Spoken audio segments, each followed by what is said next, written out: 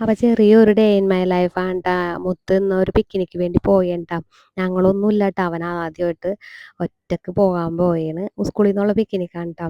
അപ്പോൾ രാവിലെ തന്നെ മാറിയിട്ട് ദേ അപ്പൻ ചെരുപ്പൊക്കെ കഴുകി കൊടുക്കുന്ന രംഗുണി കണ്ടോണ്ടിരിക്കും. നമ്മുടെ മിക്കൂസ് ആദ്യമായിട്ട് നമ്മളെയൊക്കെ നമ്മളൊന്നും ഇല്ലാണ്ട് ഒറ്റക്ക് ആദ്യമായിട്ട് ട്രിപ്പ് പോയിരുന്നു. ട്രിപ്പ് 5 മണിയായപ്പോൾ എഴുന്നേറ്റിട്ട് റെഡിയായി മാറി നിൽക്കണം. ഇപ്പോൾ 5 മണിയായി കഴിഞ്ഞപ്പോൾ നിൽക്കണതാണ്. ഇന്നലെ രാത്രിയൊക്കെ ഒന്നും ഉറങ്ങിയിട്ടില്ലെന്നാണ് തോന്നുന്നത്. അങ്ങനെ എൻ്റെ മുത്ത ആദ്യമായിട്ട് എണ്ണീറ്റിട്ട് എന്നെ കൂട്ടാണ്ട് ആദ്യമായിട്ട് ഇതേ പുറത്തിട്ട് പോവുകയാണ്. കഴിഞ്ഞ ദിവസം മിക്കൂസ് വലിയ ആളായല്ല. അതെ മിക്കൂസ് ഒറ്റക്ക് ട്രിപ്പൊക്കെ പോയി വരാൻ പോകണം. ഇനിയിപ്പോൾ ട്രിപ്പൊക്കെ പോയി വന്നിട്ട് നമുക്കുള്ള ബാക്കി കാണാൻ ഉണ്ടാവുന്നത്. അപ്പൊ ദൂരോട്ട് പോകല്ലേ, ഞാനൊരു ഉമ്മ തന്നിട്ട് പോയാൽ മതി എന്ന് പറഞ്ഞുകൊണ്ട് അമ്മാമ്മ വഞ്ഞ വരവാണ്ട. അമ്മാമ്മ ഇനിയിപ്പോൾ ഇറങ്ങിയപ്പോൾ എത്തോന്നാവോട്ടോ. പതുക്കെ പതുക്കെ പിടിച്ച് ഇങ്ങനെ ഇറങ്ങേണ്ട. നമ്മുടെ ഫ്ലോറിനൊക്കെ ഭയങ്കര ഹൈറ്റ് കൂടുതലാണ് കേട്ടോ. അതുകൊണ്ട് തന്നെ ഒരുപാട് ടൈം എടുത്തിട്ടാണ് അമ്മച്ചി ഇവിടെ എത്തിച്ചേർന്നത്. അങ്ങനെ കെട്ടിപ്പിടിച്ച് റൂമൊക്കെ കൊടുത്ത് ഇനിയിപ്പോൾ അമ്മാമ്മക്ക് ഇന്നൊരു ദിവസം തലക്ക് സമാധാനം ഉണ്ടാവുമെന്നാണ് ഈ പറഞ്ഞുകൊണ്ടിരിക്കുന്നത്. അങ്ങനെ പോയേണ്ട. എനിക്ക് ഭയങ്കര ടെൻഷനാണ്. പക്ഷെ അവന് ഭയങ്കര ഹാപ്പിയാണ് ട്ടോ. അവൻ ഇങ്ങനെ പോയി കഴിഞ്ഞ് പിള്ളേരെ കൂടിയൊക്കെ ഇന്ന് അടിച്ചു പൊളിക്കാന്നൊക്കെ ഉള്ള ഒരു ഇതാണ്. പക്ഷെ എനിക്കെന്തോ എൻ്റെ കണ്ണും വെട്ടത്തുനിന്ന് ഇങ്ങനെ ഞാൻ മാറി നിന്നിട്ടില്ല ഇവൻ. അപ്പം എനിക്ക് ഭയങ്കര വിഷമമാട്ടോ. നമ്മുടെ പിള്ളേരൊക്കെ എന്തോരം വലുതായി എന്ന് അറിഞ്ഞാലും നമുക്ക് അവർ എപ്പോഴും കുഞ്ഞുങ്ങൾ തന്നെ ആയിരിക്കും അല്ലേ. അങ്ങനെ തന്നെ ആയിരിക്കും എല്ലാവർക്കും. എനിക്കും പോലെ തന്നെ എല്ലാവരും അമ്മമാരങ്ങനെയൊക്കെ തന്നെ ആയിരിക്കും. അപ്പോഴേക്കും ദേ ഉറുമ്പും കൂട്ടങ്ങൾ പോലെ എല്ലാവരും എത്തിച്ചേർന്നിട്ടുണ്ട് കേട്ടോ നമ്മുടെ സ്കൂൾ ഗ്രൗണ്ടിൽ. ഈ സ്കൂളിലാണ് ഞാനും പഠിച്ചത്. നമ്മുടെ saint Sebastian higher secondary school. കാണുമ്പോൾ ഒരു വല്ലാത്തൊരു മനസ്സിൽ സന്തോഷവും കാര്യങ്ങളൊക്കെയാണ്. എന്തോരം ഓടിക്കളിച്ചേക്കണം മുറ്റവും കാര്യങ്ങളൊക്കെയാണ്. അപ്പം ഇങ്ങനെ നിരനിരായിട്ട് എല്ലാവരും ഇങ്ങനെ പോയിക്കൊണ്ടിരിക്കേണ്ടത്. നമ്മുടെ മുത്തും പോകുന്നുണ്ട് കേട്ടോ. ഞാനിപ്പോൾ വീഡിയോ പിടിക്കുന്ന കാര്യങ്ങളൊക്കെ ഏകദേശം എല്ലാവർക്കും ഒക്കെ ഒരുവിധം അറിയാം. അപ്പം ഞാൻ എവിടെയാണ് ക്യാമറ പിടിച്ചോണ്ട് നിൽക്കണേന്നുള്ളതിൽ എല്ലാവരും ഇങ്ങനെ നോക്കിക്കൊണ്ടിരിക്കുന്നുണ്ട്. അപ്പം എന്നെ കാണിക്കുമോ ചേച്ചി എന്നൊക്കെ പറഞ്ഞുകൊണ്ട് ഓരോ പേരൊക്കെ കാണിക്കുന്നുണ്ട് കേട്ടോ. അപ്പോൾ അവരെയൊക്കെ ഇത് എടുത്തിട്ടുണ്ട്. ഇവൻ ചോദിച്ചു എന്നെ ഇനിയിപ്പോൾ നാളെ കാണാൻ പറ്റില്ല എന്നും പറഞ്ഞുകൊണ്ട് ഹായ് പറഞ്ഞുകൊണ്ട് പോയിട്ടോ. അങ്ങനെ ഒരു ബ്ലെസ്സിങ് ചെറിയൊരു പ്രാർത്ഥനയും കാര്യങ്ങളൊക്കെ ഉണ്ട് കേട്ടോ. നമ്മുടെ തൊട്ട് പള്ളിയുടെ അരികെ തന്നെയാണ് സ്കൂളും.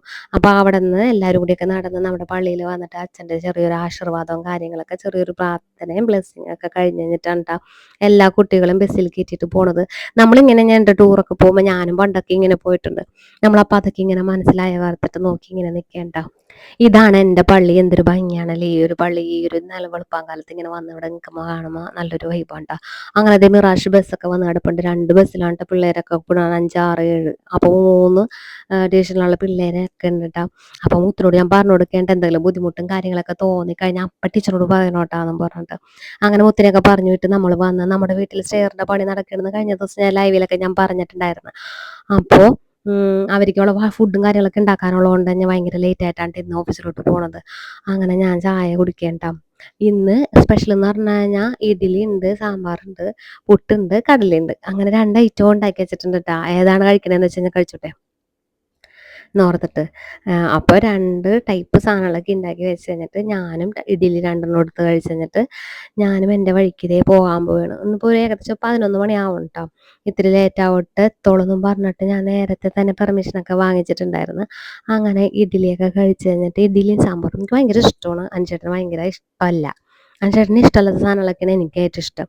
അങ്ങനെ നമ്മളിതേ കുറച്ച് കടലയും സാമ്പാറും ഇഡ്ഡലിയൊക്കെ എടുത്ത് കഴിഞ്ഞിട്ട് കഴിച്ച് രംഗം ഓണാക്കാണ്ടോണ്ടിരുന്നത് എഡിറ്റ് ചെയ്തപ്പോൾ അങ്ങോട്ടും ഇങ്ങോട്ടൊക്കെ മാറിപ്പോയി. അങ്ങനെ ഒരുവിധം ഒരു 3 വരി റോ കട്ട കെട്ടി തുടങ്ങിയിട്ടാ. അപ്പോഴേക്കും ഈ സാധനം ഉണ്ടാക്കിയ ചില സാധനങ്ങളൊക്കെ ഞാനൊന്ന് കാണിച്ചിട്ടെ. ഇഡ്ഡലി ഉണ്ട്, പുട്ടുണ്ട്, കടലുണ്ട്. നമ്മൾ വ്ലോഗ് ചെയ്യണ ആൾക്കാർക്കൊക്കെ ഇങ്ങനെ എന്ത് ചെയ്ത് കഴിഞ്ഞാൽ നാട്ടുകാരൊന്നും കാണിച്ചില്ലെങ്കിൽ ഒരു സമാധാനക്കേടാണല്ലേ. അങ്ങനെ അതേ കടല ഫ്രൈ ചെയ്തതുണ്ട്. ഒരു ഇത്തിരി സാമ്പാർ അത് ഇഡ്ഡലിക്ക് വേണ്ടിയിട്ട് മാത്രം ഉണ്ടാക്കി വെച്ചതാണ് കേട്ടോ. അങ്ങനെ ഇത്രയും സാധനങ്ങളൊക്കെ ദേ ഉണ്ടാക്കി വെച്ച് കഴിഞ്ഞിട്ട് നമ്മൾ ദേ ഇറങ്ങിയിട്ട് ഇനിയിപ്പോൾ സ്റ്റെയറിൻ്റെ പണികൾ ചെയ്യേണ്ട കാര്യങ്ങളൊക്കെ ഞാൻ പറഞ്ഞു കൊടുത്തിട്ട് എൻജിനീയർ എന്ന നിലയിൽ ഞാൻ എൻ്റെ പറഞ്ഞു കൊടുക്കേണ്ട കാര്യങ്ങളൊക്കെ പറഞ്ഞു കൊടുത്തു കഴിഞ്ഞിട്ട് ദേ നമ്മൾ ഇറങ്ങിയത് നമ്മുടെ സ്റ്റെയർ റൂം ദേ ഏകദേശം ഇത്ര ആയിട്ടാ. കട്ടലപ്പൊക്കമായിട്ടാണ് നമ്മളുടെ സ്റ്റെയർ. കണ്ട സ്റ്റെയർ റൂം കട്ടയൊക്കെ കിട്ടിയിട്ട് നല്ല സെറ്റാണ്. ഇത്ര ഒരു പോർഷൻ നമ്മളിങ്ങനെ ചാടിച്ചിട്ടിട്ടുണ്ട് കേട്ടോ. എന്തെങ്കിലുമൊക്കെ ചെയ്യാൻ ഇവിടെ വന്നിരുന്നു. ഹായ്, എനിക്ക് മറ്റേ ഫോൺ ഇതെടുത്താം എനിക്കിങ്ങനെ റീലൊക്കെ ചെയ്യാം. ഇവിടെ നിന്ന് ഇവിടെ ഇങ്ങനെ ലൈറ്റ് എടുത്തിട്ട് ഞാൻ ഇവിടെ ഒരു ഹാൻഡ് റൈലും കൊടുത്ത് സെറ്റാക്കും ഗൈസ്. നിങ്ങ ബാക്ക്ഗ്രൗണ്ടിൽ ഒച്ചപ്പാടും ബഹളവും കേൾക്കണില്ലേ? ഇവിടെ തല്ലുടുത്തോം ബഹളമൊന്നും അല്ല കേട്ടാ. ഇത് മൂത്ത ആളും എൻ്റെ ഇവിടുത്തെ അമ്മാമ്മയും കൂടി തമ്മിലുള്ള യുദ്ധം വെട്ടാണ് കേട്ടോണ്ടിരിക്കുന്നത്. അതാണ് പ്രശ്നം. ഇവിടെ ഒരു വീഡിയോ ചെയ്യാനായാലും ലൈവ് ചെയ്യാനായാലും അതിനുള്ള ഒരു പോസിബിലിറ്റിയും കാര്യങ്ങളൊന്നും കുറവാണ്. എനിക്ക് ഒരു സ്ഥലവുമില്ല ഗൈസ്. എനിക്ക് എവിടെയെങ്കിലും നിന്ന് വീഡിയോ ഒരു വോയിസ് ഓവർ ഞാൻ കൊടുക്കുന്നത് ഞാൻ എവിടെയൊക്കെ ഒളിച്ചിരുന്നാണെന്ന് അറിയോ? ഇവരുടെയൊക്കെ കണ്ണും വട്ടത്തുനിന്ന് മാറി ഒളിച്ചിരുന്നാണ് ഞാൻ ഈ വോയിസ് ഒക്കെ കൊടുത്ത് വീഡിയോ ഒക്കെ നിങ്ങളിലോട്ടൊക്കെ എത്തിക്കണത്. നല്ല കഷ്ടപ്പെട്ടിട്ടാണ് ട്ടോ. അപ്പോൾ നമ്മൾ ഇനിയിപ്പോ നാളത്തെ പിറ്റേ ദിവസം ഇനിയിപ്പോ പണിക്കാർ വരുമ്പോ അവര് ഇഡ്ഡലിയൊക്കെ ഒന്നും കഴിച്ചില്ല. ആ ഇഡ്ഡലിയൊക്കെ അങ്ങനെ ഞാൻ ബാക്കി വെച്ചോണ്ടാണ് എല്ലാവരും പോയത്. അവർക്ക് ഇഡ്ഡലിയൊന്നും വേണ്ട, ചോറ് മതി എന്ന് പറഞ്ഞാൽ നാളെ ചോറിന് നല്ല കുടുത പുളി ഇട്ട് വെക്കാന്ന് ഓർത്തിട്ട് ഞാൻ കുടുതയൊക്കെ വാങ്ങിച്ചിട്ടാണ് ട്ടോ വന്നത്. കുടുത വെട്ടണതും കറി ക്ലീൻ ചെയ്യണതൊക്കെ ഞാനൊന്ന് പിടിക്കാന്ന് ഓർത്തിട്ട് ഫോൺ കിട്ടിയില്ല ഗൈസ്. അങ്ങനെ നമ്മുടെ അരപ്പൊക്കെ വെട്ടി തിളച്ച് കഴിഞ്ഞപ്പോഴേക്കും നമ്മുടെ കൂടുതൽ ക്ലീൻ ചെയ്തതും കൂടി പെരക്കി പെരക്കി അങ്ങോട്ട് ഇട്ട് കഴിഞ്ഞിട്ട് നല്ല വറ്റിച്ച് ഇങ്ങനെ വെക്കണ്ട. ഇനിയിപ്പോ നാളെ രാവിലെ എനിക്ക് ഇത്തിരി ചോറും കൂടി വെച്ച് കഴിഞ്ഞാൽ എളുപ്പത്തിൽ വേഗം കാര്യങ്ങളൊക്കെ ചെയ്ത് വെച്ചിട്ട് പോകാൻ പറ്റും. ഇന്നിപ്പോ 2 തരമൊക്കെ ഉണ്ടാക്കി വെച്ചിട്ടും അവര് തിന്നാണ്ട് പോയി. പുട്ടും കടലയും തിന്ന്, പക്ഷെ ഇഡ്ഡലി സാമ്പാർ കൊടുത്തില്ല. ഇനിയിപ്പോ ഇഡ്ഡലി സാമ്പാറും നാളെ ഞാൻ ആവിയേറ്റും. ഇനി പുളി നമ്മുടെ മീൻകറി ഏകദേശം നല്ല വറ്റി സെറ്റ് ആവണുണ്ട് കേട്ടോ.